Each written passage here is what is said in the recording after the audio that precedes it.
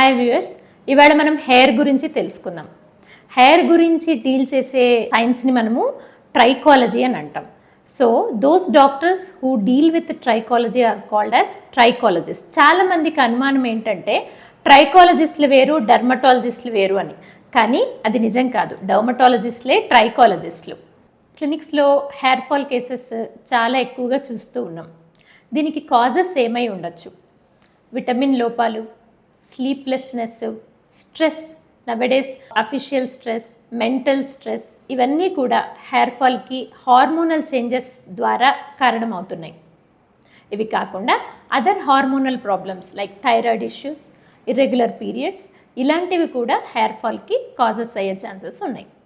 Apart from this, dieting, crash diet courses can also lead to severe hair loss. Dandruff ఉన్నప్పుడు మటుకు anti dandruff shampoos వాడుకోవాలి. అది కూడా ముందు ఒక నార్మల్ సల్ఫేట్ ఫ్రీ షాంపూతో హెయిర్ వాష్ చేసిన తర్వాత యాంటీ డాండ్రఫ్ షాంపూని లిటిల్ క్వాంటిటీలో తీసుకొని డైల్యూట్ చేసి ఫోమ్ వచ్చిన తర్వాత స్కాల్ప్ వరకు అప్లై చేసి ఒక 3 minutes కాంటాక్ట్ టైంలో ఉంచి వాష్ చేయాలి. ఎస్, హెయిర్ ఫాల్ అవుతూ ఉన్నప్పుడు కండిషనర్ పెట్టవచ్చా వద్దా? This is another major doubt. So conditioner అనేది హెయిర్కి ఒక మాయిశ్చర్ లాగా. సో దీనివల్ల హెయిర్ లాస్ పెరుగుతుంది అనేది మిత్తే. So you can use conditioner and you have to use the conditioner after hair wash to hair షాఫ్ట్కి రాసుకొని ఒక 3 minutes కాంటాక్ట్లో ఉంచుకొని వాష్ చేయాలి.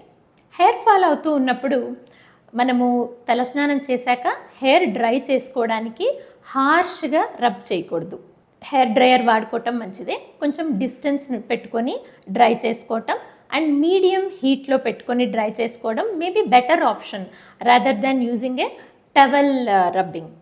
చాలామంది హెయిర్ ఫాల్ అవుతూ ఉన్నప్పుడు మేము హెయిర్ ట్రీట్మెంట్స్ అంటే ఎలాంటివి, హెయిర్ షాఫ్ట్ ట్రీట్మెంట్స్, కెమికల్స్ వాడి స్ట్రైటనింగ్ చేసుకోవడము, nowadays it is called hair botox, ఇలాంటివి చేయించుకోవచ్చా అని అడుగుతూ ఉంటారు.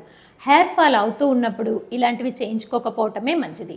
Because already the route is suffering with some problem. మనం షీత్కి ఏదైనా డ్యామేజ్ తలపెడితే అది రూట్కి కన్వే అయ్యే ఛాన్సెస్ ఉంటాయి. దానివల్ల హెయిర్ ఫాల్ పెరిగే ఛాన్స్ కూడా ఉంటుంది. So better avoid chemical treatments when the hair fall is going on. ఇంకొకటి కామన్గా మేము గమనించేది ఏంటంటే పేషెంట్స్ మనం ట్రీట్మెంట్ ఇచ్చినప్పుడు ఒక 1 month వాడాక ఇమ్మీడియట్గా వచ్చి డాక్టర్ గారు హెయిర్ ఫాల్ తగ్గలేదండి అని కమ్యూనికేట్ చేస్తూ ఉంటారు. హెయిర్ ట్రీట్మెంట్స్ వర్క్ అవ్వటానికి చాలా టైం పడుతుంది. బికాజ్ హెయిర్ సైకిల్ అనేది ఒకటి ఉంటుంది. అది మళ్ళీ గ్రోత్ ఫేజ్లోకి రావడానికి 2 to 3 months పడుతుంది. ఫాల్ ఫేజ్లో ఉన్న హెయిర్స్ యూజువల్గా ట్రీట్మెంట్స్కి రెస్పాండ్ అవ్వవు. మనము కొత్త హెయిర్ ఫాల్ అవ్వకుండా ప్రివెంట్ చేస్తూ న్యూ హెయిర్ గ్రోత్ ఎంకరేజ్ చేస్తాం, కానీ ఫాల్ ఫేజ్లో ఉన్నవి ఫాల్ అవ్వాల్సిందే. So all hair treatments will work slowly. It will take minimum 2 to 3 months for the hair fall to come down.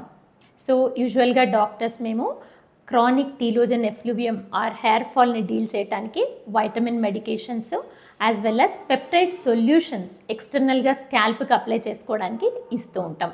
ఇవి ఒక 2 to 2.5 monthsలో డెఫినెట్గా హెయిర్ ఫాల్ని కాస్త కంట్రోల్ చేస్తాయి. ఇక చాలామంది PRP, platelet rich plasma treatments గురించి, hair growth factor solutions, meso solutions గురించి enquiry చేస్తూ ఉంటారు. Definitely these treatments are helpful for quick regeneration of the hair.